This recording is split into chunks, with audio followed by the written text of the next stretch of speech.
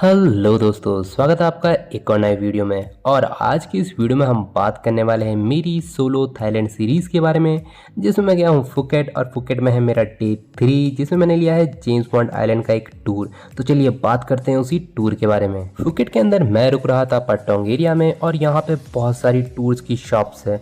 तो आप अलग अलग टूर्स की शॉप पे जा सकते हैं और उनसे पता कर सकते हैं कि क्या प्राइस है जेम्स बॉन्ड आइलैंड का, या फिर आपको कोई और भी टूर लेना है तो वो भी आप ले सकते हैं। मैं कम से कम 6 से 8 शॉप्स पे घूमा और अलग अलग टूर से पता किया कि क्या प्राइस है जेम्स बॉन्ड आइलैंड की, और फाइनली मुझे जो टूर पड़ा वो पड़ा 1400 थाई बात का।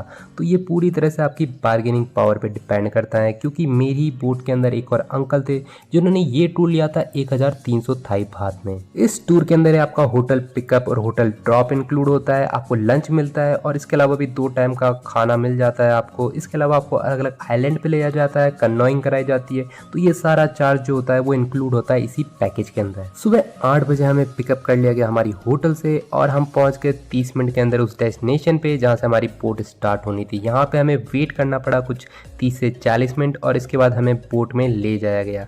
जहाँ से आपको बोट में ले जाते हैं वहाँ पे कुछ शॉप्स होती है जहाँ से आप वाटरप्रूफ कवर, शूज़, कैप्स और जो भी आइटम्स होते हैं वो खरीद सकते हैं। बाकी अगर बात करें बोट की, तो बोट का जो सफ़र था वो काफ़ी कंफर्टेबल था। स्पीड बोट के कंपैरिजन में ये बोट काफ़ी कंफर्टेबल होती है। अगर आपको सी सिकनेस की प्रॉब्लम है तो इसमें आपको इस टाइप की कोई भी प्रॉब्लम नहीं होने वाली। इसके बाद कम से कम 40 से 50 मिनट तक इस बोट की राइड करने के बाद हम पहुंच गए हमारे पहली डेस्टिनेशन पे, जो कि थी केव्स। एक छोटा सा आइलैंड था जिसके अंदर छोटी छोटी केव बनी हुई थी, और हमें वहां जाना था। जो यहाँ का पानी था वो काफ़ी ही खूबसूरत था दिखने में। हमारे गाइड ने हमें बताया कि जो पानी का कलर ग्रीन है, जो कि गंदा वाला नहीं, काफ़ी अच्छा वाला ग्रीन था, वो यहाँ के आसपास के पेड़ों की वजह से हो रखा है, और वो देखने में बहुत ही ज़्यादा सुंदर लग रहा था। बाकी ये पहाड़ से बड़े दिखने वाले आइलैंड है, इसके नीचे छोटी सी केव है जिसके थ्रू हम जाने वाले हैं इस आइलैंड के अंदर। तो यहाँ से हमारा पहला कनोई का टूर स्टार्ट हो जाता है, जिसमें हम कनोई करके जाएंगे इन छोटी छोटी केव्स के थ्रू। कनोई चलाने के लिए आपको एक गाइड दिया जाता है जो कि आपको लेके जाता है इस नैरो सी गुफा के अंदर और वापस लेके आता है। और जो रास्ता है वो बहुत ही खतरनाक सा है, तो आपसे तो कनोई चलेगी नहीं यहाँ पे, इसलिए आपका गाइड है वो आपको पूरी तरह से हेल्प करेगा और आपको आसपास की चीज़ों के बारे में बताएगा भी कि आइलैंड में क्या है क्या नहीं है। इन केव्स को बैट केव्स कहा जाता है, और यहाँ पे कुछ चमकने वाले पत्थर भी है। तो टॉर्च से वो आपको कुछ कुछ चीज़ें यहाँ दिखाते हैं। मुझे इतनी ज़्यादा चीज़ें तो दिखी नहीं, लेकिन हाँ, जो केव्स की वो उसका जो रास्ता था उससे जो हम बाहर निकले वो काफ़ी अच्छा था। इसके बाद हम थोड़ा आगे गए तो हमें देखने को मिले कुछ मंकीज़।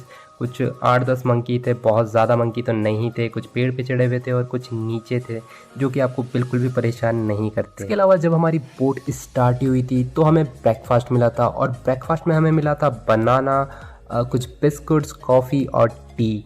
इसके अलावा जो पानी होता है वो हमेशा फ्री रहता है और अवेलेबल रहता है और एकदम साफ़ रहता है। तो कुछ लोग उस टाइम बनाना लेके आ गए थे इन मंकीज़ के लिए। तो अगर आप भी जाना चाहते हैं और मंकीज़ को कुछ खिलाना चाहते हैं ताकि मंकी आपके साथ कुछ करें या फिर कुछ आपको मज़ा आए, तो आप भी वहाँ से बनाना लेके आ सकते हैं। जो ये कनॉय राइड है वो हमेशा नहीं रहती है। जब यहाँ पे पानी कम हो जाता है तो यहाँ पे कनॉइंग नहीं कर सकते, ऐसा हमारे गाइड ने कहा। तो अगर आप जेम्स बॉन्ड आइलैंड टूर ले रहे हैं और आप ऐसे टाइम पे आ रहे हैं जब पानी काफ़ी कम है, तो आपको यहाँ अंदर केव में नहीं आने दिया जाएगा। और यहाँ का जो नज़ारा था वो बहुत ही ज़्यादा शानदार था, क्योंकि यहाँ पे ह्यूमंस का आना पॉसिबल ही नहीं है।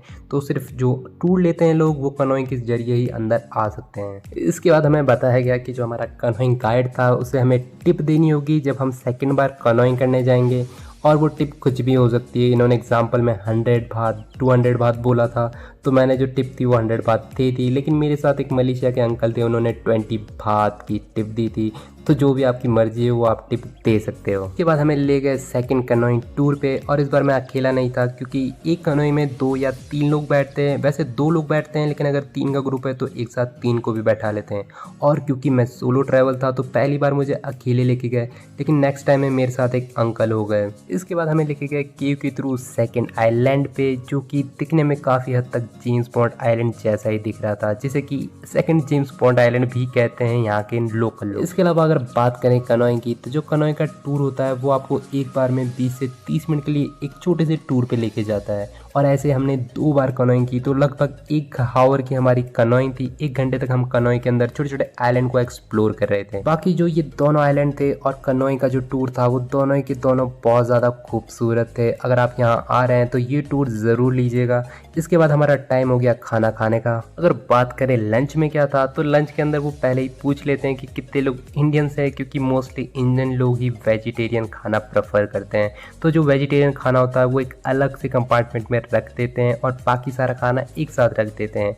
तो हमारे ग्रुप में कुछ 5 से 6 लोग ही थे जो कि वेजिटेरियन फूड प्रेफर करते थे। वेज फूड में खाने के ऑप्शन काफ़ी कम थे। राइस था, नूडल्स थे, फ्रेंच फ्राइज थी, ऑनियन रिंग थी और थोड़ा सैलेड था और 2 टाइप के कुछ सॉस थे। बाकी दूसरी तरफ अगर आप नॉन वेज खाना प्रेफर करते हैं तो यहाँ पे फिश और चिकन था, जो कि लोग मुझे कह रहे थे कि काफ़ी ज़्यादा टेस्टी था। तो अगर आप नॉन वेज फूड प्रेफर करते हैं तो वो काफ़ी टेस्टी और अच्छा था। मैंने वेज फूड खाया और मुझे वो भी काफ़ी अच्छा और टेस्टी ही लगा। इसके बाद हम निकल गए हमारी मेन डेस्टिनेशन पे, जो कि था जेम्स बॉन्ड आइलैंड। यहाँ पे हमें दिया गया कुछ 30 से 40 मिनट आप फोटो वोटो खिंचा सकते हैं और इस आइलैंड को एक्सप्लोर कर सकते हैं। कुछ बहुत ज़्यादा बड़ा आइलैंड तो नहीं था, यहाँ पे थोड़ी सी जगह थी जिस पर आप चल सकते हो और यहाँ के नज़ारों की लिफ्ट उठा सकते हो। आपकी बोट से, आपकी बड़ी सी बोट से एक छोटी सी बोट आपको इस आइलैंड के लिए लेके आती है और वापस से लेके जाती है। तो ये सारा खर्चा आपके टूर में इंक्लूड होता है, आपसे कोई भी एक्स्ट्रा चार्ज कहीं भी नहीं लेते। यहाँ पे खाने पीने की कुछ एक्स्ट्रा चीज़ें मिलती है और अगर आपको कुछ सोवेनियर्स लेने हैं तो वो भी यहाँ पे मिल जाते हैं। इसके बाद लेके गए हमें एक छोटे से आइलैंड पे, जहाँ पे आप स्विमिंग कर सकते हो और कनॉइंग चला सकते हो खुद। तो मैं भी खुद कनॉइंग चला के गया और मैंने वहाँ पे थोड़ी स्विमिंग भी की। इसके बाद आपको एंड में कुछ फ्रूट्स दिए जाते हैं, जैसे कि पाइनएप्पल और वाटरमेलन खाने के लिए। तो आपका पेट वापस से भर जाता है। तो आपको 3 बार यहाँ पे फूड दिया जाता है और वापस से आप अपनी बोट पे जाते हैं और आपको आपके होटल में ड्रॉप करने के लिए ले जाते हैं। तो ये टूर खत्म होते होते कुछ 6 से 7 बज जाते हैं। अगर आपको ये वीडियो पसंद आया तो कमेंट करके ज़रूर बताएं। कुछ भी क्वेश्चन है तो आप कमेंट करके पूछ सकते हैं। ज़्यादा से ज़्यादा इस वीडियो को शेयर करिए ताकि